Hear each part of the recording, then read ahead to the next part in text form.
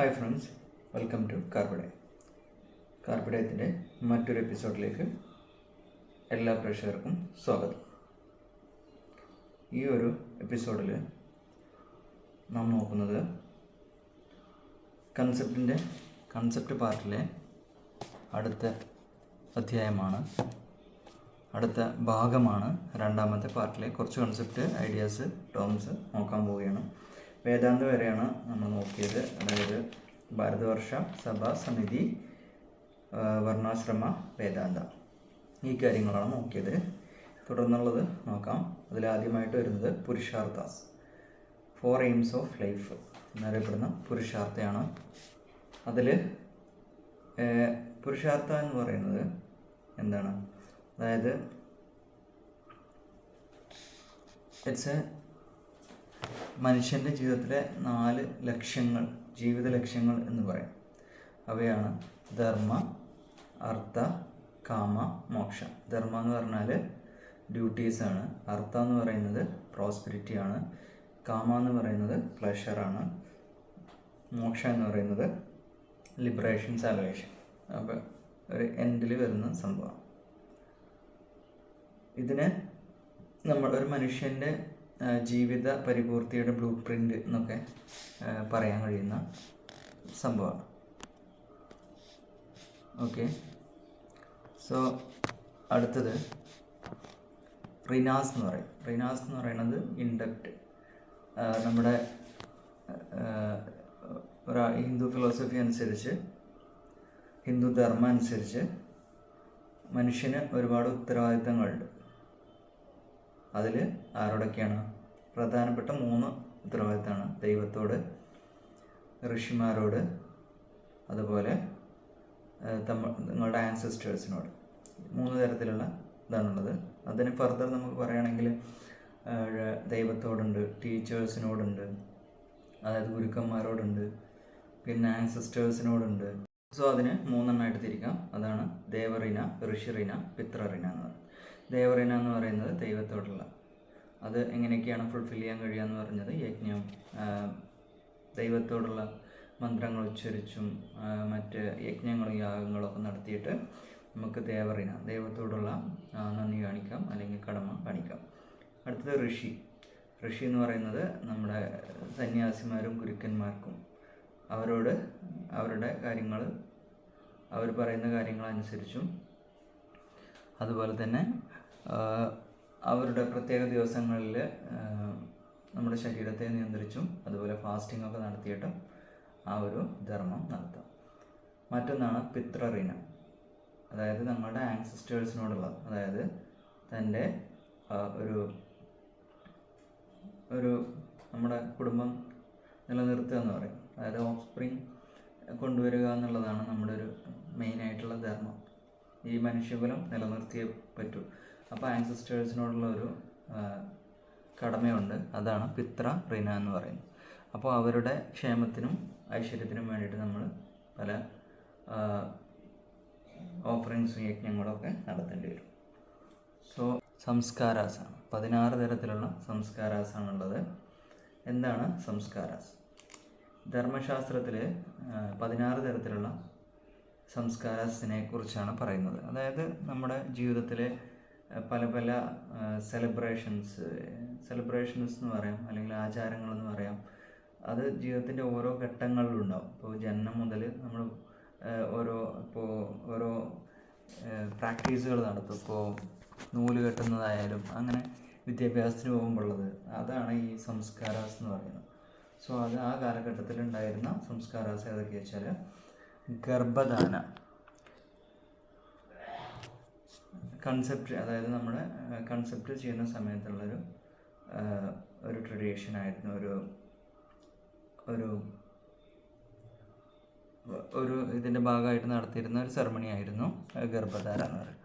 പിന്നെ പുംസവന, foetal protection ritual, ഈ ബേബിനെ protect ചെയ്യാൻ വേണ്ടിയിട്ടുള്ള ഒരു റിച്വലായിരുന്നു. ദെൻ സിമാൻഡോന്നയ, ബേബി ഷവറാണ്, കുട്ടിയെ കുളിപ്പിക്കുന്നത്. ജാതകർമ്മ, ബർത്ത് സെറമണിയാണ്. നാമകരണ, നെയിമിംഗ് സെറമണിയാണ്. നിഷ്കർമ്മന, ഫസ്റ്റ് ഔട്ടിംഗ് ഓഫ് ദി ബേബിയാണ്. അന്നപ്രശാന ഫസ്റ്റ് സോളിഡ് ഫുഡ് കൊടുക്കുന്നതാണ്. ചുദാകരന ഫസ്റ്റ് ഹെയർ കട്ടാണ്, അതൊക്കെ ഇപ്പോഴും ഉണ്ട്. ഉപനയന സാക്രഡ് ത്രെഡ് സെറമണിയാണ്, നമുക്കറിയാം ബ്രാഹ്മിൻസിൻ്റെ ഇടയിലുള്ള ഉപനയന സെറമണി. വേദാരംഭ വേദിക് എഡ്യൂക്കേഷൻ സ്റ്റാർട്ട് ചെയ്യുന്നതാണ്. കേശാന്ത ഫസ്റ്റ് ഷേവിംഗ് ആണ്, ഹെഡ് ഷേവിങ്. സമാവർത്തന കംപ്ലീഷൻ ഓഫ് എഡ്യൂക്കേഷൻ ആണ്, അതായത് വിദ്യാഭ്യാസം പൂർത്തിയാക്കുമ്പോഴതാണ്. വിവാഹ മാരേജാണ്. വാനപ്രസ്ഥം പിന്നെന്താണ്, തൻ്റെ മെറ്റീരിയൽ ലൈഫ് ഉപയോഗിച്ച് പോകുന്നതാണ് ഫോറസ്റ്റിലേക്ക്. then സന്യാസം, അവിടെ തന്നെ പിന്നീട് ദൈവത്തിനും പൂർണ്ണമായിട്ടും ദൈവത്തിൽ അർപ്പിക്കുക. പിന്നെ അന്ത്യേഷ്ടി എന്ന് പറയുന്നത് ഒരാളുടെ മരണച്ചടങ്ങാണ്, ഫിനേറിയൽ റൈറ്റ്സ്. സോ ഇതൊക്കെ അന്നത്തെ കാലഘട്ടത്തിലെ നോബിൾ ക്ലാസ്, പ്രത്യേകിച്ചും ബ്രാഹ്മൺ ക്ലാസ്സിൻ്റെ ഒരു ഭാഗമാണെന്ന് പറയാം. ഒരിക്കലും സാധാരണ ആളുകളുടെ അല്ല, ബ്രാഹ്മൺ ക്ലാസ്സിൻ്റെ ഭാഗമായിട്ടുണ്ടായിരുന്ന റിച്വൽസാണ് ഇതെല്ലാം, ഈ 16 സോ ഈ 16 ഒന്ന് വായിച്ച് മനസ്സിരുത്തുക. മറ്റൊന്ന് യജ്ഞാസാണ്. യജ്ഞയാഗ അതൊക്കെ നമുക്കറിയാവുന്നതാണ്.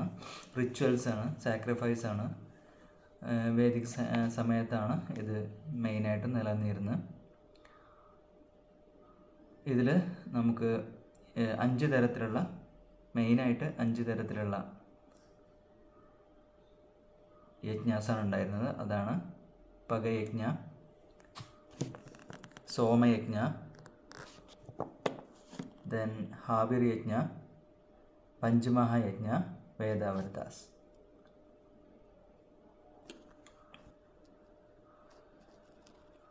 സോ ഇതിലത് വേറെയാണ് കൊടുത്തിരിക്കുന്നത്, ഇതിൻ്റെ മറ്റു പേരുകളായിരിക്കും. സോ നിങ്ങൾ നോക്കേണ്ടത് ഈ ഒരു 5 യജ്ഞങ്ങൾ, ഇത് പകയജ്ഞ, സോമയജ്ഞ, ഹാവിർയജ്ഞ, പഞ്ചമഹായജ്ഞ, വേദാവൃതാസ് എന്നിവ നിങ്ങൾ നോട്ട് ചെയ്ത് വെക്കുക. പിന്നെ ഇതിൻ്റെ കൂടെ നമ്മൾ നേരത്തെ പറഞ്ഞ ഈ 16 റിച്വൽസും ഇതിൻ്റെ ഭാഗമായിട്ട് കണക്കാക്കാൻ കഴിയുന്നതാണ്. ദെൻ ദാസ എന്ന് പറയുന്നത്, ദാസ എന്ന് പറയുമ്പോൾ തന്നെ അത് ദാസ്യൂസ് എന്ന് നമുക്കറിയാം. ദാസ്യു എന്ന് പറയുന്നത് വേദങ്ങളിൽ പരാമർശിച്ചിട്ടുള്ളത്, അതായത് ഇവിടെ ആര്യന്മാർ വരുമ്പോൾ അവരുടെ എനിമീസ് ഉണ്ടായിരുന്നു. അവരെ എന്താണ്, ഋഗ്വേദത്തിൽ അവരെ കാണുന്നത് സാവേജസ് ആയിട്ടാണ്. അതായത് ഇവിടെ ഉണ്ടായിരുന്നൊരു അപരിഷ്കൃത വർഗം, ഒരു കാട്ടാളന്മാർ എന്ന് പറയപ്പെടുന്ന ആളുകൾ, അതായത് ഇവിടുത്തെ ബ്ലാക്ക് കളർ ഉണ്ടായിരുന്ന ദ്രവീഡിയൻസിനെയാണ്. അതുകൊണ്ട് ദ്രവീഡിയൻ ലാംഗ്വേജ് സംസാരിച്ചിരുന്ന ആളുകളാണ് ഈ പറയുന്ന ദാസാസ് എന്ന് പറയുന്നത്. സോ ഇവർ ദ്രവിഡിയൻസ് ആണെന്ന് പറയുന്നു. മറ്റു ചിലർ പറയുന്നത് ഇവർ ഇൻഡോ ഇറാനിയൻസ് ആയിരുന്നു എന്നും പറയുന്നുണ്ട്. പക്ഷേ പോകെ ഈ ഒരു ക്ലാസ്സും ഇവിടെ ഉണ്ടായിരുന്ന ആര്യൻ ക്ലാസ്സും മെർജ് ചെയ്ത് മറ്റൊരു ഗ്രൂപ്പായിട്ട് മാറി. അതായത് അവസാനം ഇവർ 2 കൾച്ചറും തമ്മിലൊരു മിംഗ്ലിങ് ഉണ്ടായി.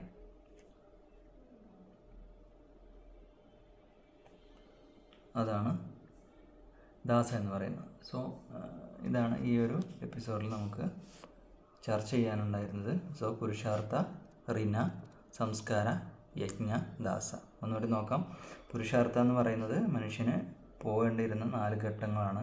അതാണ് ധർമ്മ, അർത്ഥ, കാമ, മോക്ഷ. ധർമ്മ എന്ന് പറയുന്നത് ഡ്യൂട്ടിയാണ്, അർത്ഥ പ്രോസ്പെരിറ്റിയാണ്, കാമ പ്ലഷറാണ്, മോക്ഷം ലിബറേഷനാണ്. ദെൻ ഇത് മനുഷ്യ പരിസമാപ്തിയുടെ ഫുൾഫിൽമെൻറ്റിൻ്റെ ഒരു ബ്ലൂ പ്രിൻ്റ് ആണെന്ന് ഇതിനെ പറയാം. റിന എന്ന് പറയുന്നത് നമ്മുടെ കടമകളാണ്, മനുഷ്യനുണ്ടായിരുന്ന കടമകളാണ്. അത് ദൈവത്തോടുള്ളത്, പിന്നെ തൻ്റെ ആൻസിസ്റ്റേഴ്സിനോടുള്ളത്, പിന്നെ ഋഷിമാരോടുള്ളത്. അതൊക്കെ ദൈവത്തിനോടുള്ളത് എങ്ങനെയാണെങ്കിൽ സാക്രിഫൈസും യജ്ഞസും ചാൻറ്റിങ് ഓഫ് മന്ത്രാസ്, നെയിംസ് ഇങ്ങനെയൊക്കെ ആയിരുന്നു. പിത്രറിന എന്ന് പറഞ്ഞ ഓഫ് സ്പ്രിങ്സിനെ കൊണ്ടുവന്നിട്ടും അതുപോലെ അവർക്ക് വേണ്ടിയിട്ടുള്ള പ്രത്യേക യാഗങ്ങൾ, യജ്ഞങ്ങളും ഓഫറിങ്സും ഒക്കെ ചെയ്തുകൊണ്ട് അവരുടെ വെൽഫെയറിന് വേണ്ടിയിട്ട്. പിന്നെ ഋഷി എന്ന് പറയുന്നത് സ്റ്റഡിയിങ്, പഠന കാലഘട്ടത്തിൽ, അതായത് ഗുരുക്കന്മാർ, പിന്നെ അതിനു വേണ്ടിയിട്ട് ആ കാലഘട്ടത്തിൽ ഫാസ്റ്റിങ്സ്, പിന്നെ ശരീരത്തെ കൺട്രോളൊക്കെ ചെയ്യുന്നതൊക്കെ അതിൻ്റെ ഭാഗമായിരുന്നു. പിന്നെ സംസ്കാരാസിനെ കുറിച്ചാണ് പറഞ്ഞത്. സംസ്കാരാസ് എന്ന് പറയുന്നത് 16 തരത്തിലുള്ള റിച്വൽസ് ഉണ്ടായിരുന്നു. അതാണ് സംസ്കാരാസ് എന്ന് പറയുന്നത്. ധർമ്മശാസ്ത്രമാണ് ഡിസ്ക്രൈബ് ചെയ്യുന്നത്. ആ 16 ഏതൊക്കെയാണെന്ന് വെച്ചാൽ ഗർഭാന്തൻ, പുൻസാവന, സിമാൻഡോനയ, ജാതകർമ്മ, നമകാരണ, നിഷ്ക്രമണ, അന്നപ്രസന, ചുടകാരണ, കർണവേദ, ഉപനയന, വിദ്യാരംഭ, സംവർത്തൻ, വിവാഹ, വാൻപ്രസ്ഥ, സന്യാസ, അന്ത്യേഷ്ടി. അതായത് ജനനം തുടങ്ങി മരണം വരെയുള്ള റിച്വൽസാണ്. ദെൻ യജ്ഞമാണ്. യജ്ഞം പ്രത്യേകിച്ച് 5 തരത്തിലുള്ള യജ്ഞങ്ങളുണ്ട്. പകയജ്ഞ, സോമയജ്ഞ, ആവിർയജ്ഞ, പഞ്ചമഹായജ്ഞ, വേദവ്രത എന്നുള്ള 5 തരത്തിലുള്ളതും പിന്നെ അതിൻ്റെ കൂടെ 16 സംസ്കാരാസ്. ദാസ എന്ന് പറയുന്നത് ദാസ്യു എന്ന വേർഡ്, ഋഗ്വേദത്തിലെ ദാസ്യു വേർഡുമായി ബന്ധപ്പെട്ടതാണ്. അവരെ ബാർബറിയൻസ് ആയിട്ടാണ് കാണുന്നത്, അതായത് ആര്യന്മാരുടെ ശത്രുക്കൾ, അവർക്ക് എതിർക്കപ്പെടേണ്ടിയിരുന്ന ആളുകൾ, എനിമീസ് ആണ്. അതായത് ആര്യൻ ഇൻവേഷൻ തിയറുമായി ബന്ധപ്പെട്ട ഒരു വാക്കാണ് ഈ ദാസ എന്ന് പറയുന്നത്. അതായത് ദ്രവീഡിയൻ ലാംഗ്വേജ് സംസാരിച്ചിരുന്ന ആളുകൾ. ഇവർ ഇൻഡോ ഇറാനിയൻസ് ആണെന്നും മറ്റ് സ്കോളേഴ്സ് പറയുന്നുണ്ട്. ആദ്യം ഇവർ രണ്ടും ഡിസ്റ്റിങ്ക്റ്റ് ഫീച്ചേർഡുള്ള കൾച്ചറാണ് തുടർന്നിരുന്നത്. അവർ അതായത് 2 തരത്തിലുള്ള ഈ ആര്യന്മാരുടെ വർഷിപ്പ് ആയിരുന്നില്ല ഈ പറയുന്ന ദ്രവീഡിയൻസിനുണ്ടായിരുന്നത്. പക്ഷേ ലേറ്റർ ഇവർ 2 പേരും മിങ്കിൾ ചെയ്തിട്ട് ഒരു 2 പേരുടെയും ഈ കൂടുതൽ ആര്യൻ കൾച്ചറിലേക്ക് അവരും മാറി എന്ന് പറയാം. അതാണ് ഈ കൺസെപ്റ്റിനെ കുറിച്ച് പറയാനുള്ളത്. അടുത്ത കൺസെപ്റ്റ് അടുത്തൊരു ക്ലാസ്സിൽ ചർച്ച ചെയ്യാം. Thank you.